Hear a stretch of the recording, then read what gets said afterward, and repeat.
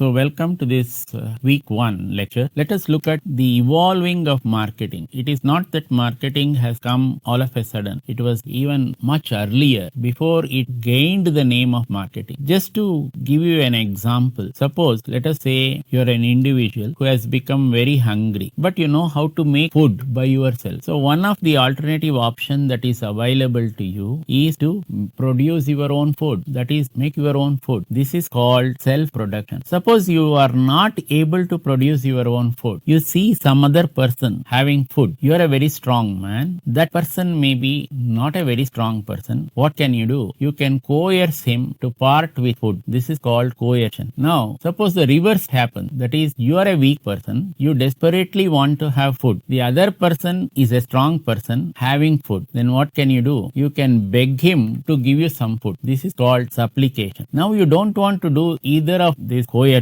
or supplication, and you do not know how to produce your own food. Now, what could be the other process that you can think of? You can go to a right royal method, that is called exchange. You can approach the other person and say, look, you have got food, I have got in return for your food this money. Can we change this food to this money? This is called exchange. So, this exchange happens to be one of the four alternative options that is available to an individual. So, he has got four options. One is self-production, coercion, supplication, then the fourth being exchange. So, this exchange happens to be a better and a right royal option. Okay. What are the conditions for this exchange? The conditions for this exchange is there are two parties involved. Each party has something of value to the other. That is, he can offer something of value to the other party. Then each party is capable of communication and deliver. That is, he can communicate with the other person and also deliver whatever product is required by the other person. Now, with all this exchange may not take place because the fourth condition of exchange is that each party is free to accept or reject the offer of the other. So, you may be thinking that the other person might be interested in your product, but at the end of this process of communicating to him, he may say, I am not interested in your product, what you are offering. So, this is the fourth option. This is the fourth condition of the exchange process. That is, each party is free to accept or reject the offer of the other. Now, if you look at a market, what is a market? This market can be looked at as an arena for potential exchange. Kindly note this terminology. This terminology is called potential exchange. That is, there is a potential for the exchange to take place, need not necessarily take place. Okay. So, the exchange need not necessarily take place. So, markets, if you see worldwide, they serve as an arena for potential exchange, but most of the times the exchange process will not take place. So, a marketer has to be prepared for this eventuality that the exchange may or may not take place. Okay. So, if you look at the present day fiercely competitive market, this becomes even more obvious. So, when suppliers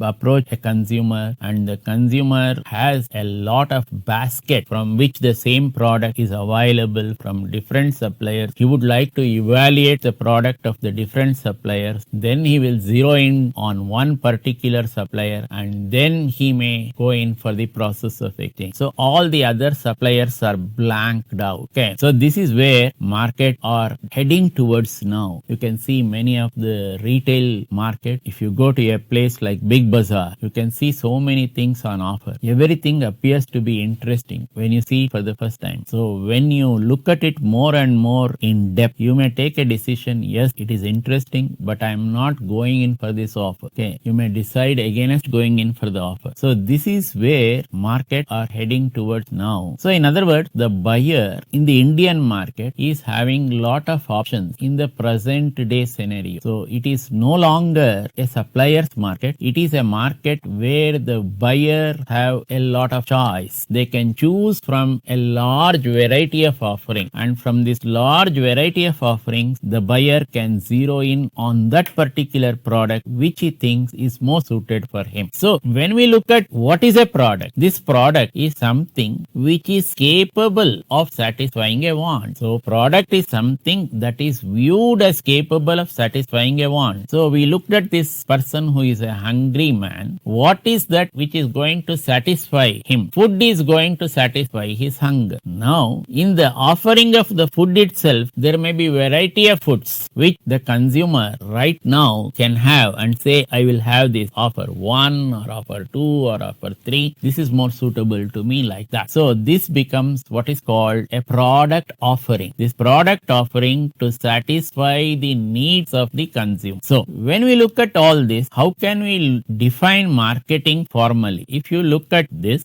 marketing can be defined formally in this manner. The top, that is where you see it is a social and managerial process by which individuals and groups obtain what they need and want through creating and exchanging product and value with customers. Kindly note at the terminology. It is a social process. Why? What is this social process? Because people are involved in this process of market. So for marketing to take place, you require people. That is, there should be at least 2 parties in an exchange process. There may be more number of parties also. It is also a managerial process. What is this managerial process? Why it is a managerial process? Because as a consumer, you have to take the decision whether you are going in for the product or not going in for the product. So in other words, decision making is involved. So it is a social and a managerial process by which individuals and group obtain what they need and want. There are 2 terms which are placed here. One is need, another is want. What does it mean? Need may be something basic, that is, you require that. Want is something above this. Okay, you wanted a 4-wheeler. You can have a basic 4-wheeler without any automatic option. That is satisfying your need. Now when you looked at the other person having automatic options of windows closing, remote locking, all those types of things, you may like to graduate from this need to having those options. So whatever earlier was want for you, it may become need. So the needs and wants many times are getting addressed according to the situation and the affordability of the consumer. So a basic model of computer you may want to be the need, that is in the present day circumstance. But the party might want, I would like to have advanced options of different programs, different calculations, different settings which are required. So you are going into the next level. That next level is where you say, I want all these types of offerings on my computer. So these individuals and groups obtain what they need and want through creating and exchanging product and value with customers. So when you are looking for higher options, automatically the value of the product which is going to be offered to you will also be more. And if you can afford to have that, your need and wants go through an interchange process. That is, whatever was your want earlier, it may become your need. Okay. Some years back when computer was really not there as an offer, this computer was a want. Now what is the present day scenario? Computer has become a need. Your little son or daughter may like to use that computer, whether it is an iPad or whatever, and that may be used in his or her class by the teachers also for imparting education. So whatever was a want earlier, that is, you did not want to have that. Now as the time has progressed, that is in our terminology, as the environment has changed, this want has become a need. Okay. So earlier when mobility was not all that significant, you could walk to your workplace. Now if you see the present day scenario, you are covering a lot of distance to reach your workplace. So mobility becomes extremely important. So you may use your own car, you may use your bus, or you may use a metro or your suburban rail, all these things. So earlier scenario, what was a want now has become a need. You should have all these things. That is the options of going by a bus or a suburban train or a metro to your workplace. So you may say, my house will be about 20 kilometers away from the workplace. I shuttle to the workplace through these different options. I come to the metro station by a bus. From the metro station, I catch the metro and reach that destination. Again from that destination, I reach that workplace again by